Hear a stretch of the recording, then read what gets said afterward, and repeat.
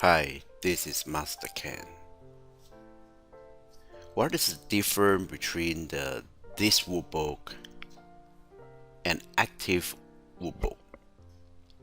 So this diagram tells you in a snapshot.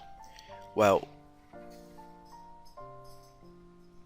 the file that contains the code is called the ThisWorkbook, and the code produce a new workbook, and that workbook now is on top of this workbook.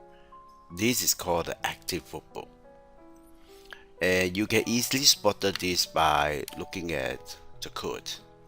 So see, this is the file name, and this code here is sits in the file. Okay, is contained in the file. So therefore, this ActiveWorkbook.worksheet1, which is the first worksheet, and in the cell F1 has a value of welcome. And as for this ActiveWorkbook.ActiveSheet.range A1, which is the new workbook created, has the value of Melakaka done. So let me show you how it goes. Okay, so you can see that here, this is the workbook. And now let me just press the function key F8 one by one, okay, line by line. Okay, maybe I'll just delete first. Okay, so now this is the ActiveWorkbook. So look at that.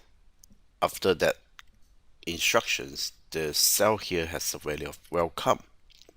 And now using workbooks.add, you add a new workbook. A new workbook is created, which is here.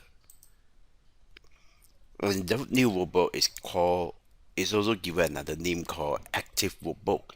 It's a reference to the ActiveWorkbook because the newly workbook is now called the ActiveWorkbook.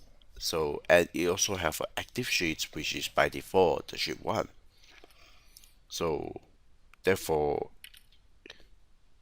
the new workbook now has a value of Melakakaten. And finally, gonna print this out. The active workbooks has this value, and the workbook that contains the code has a value of welcome. And that's the end.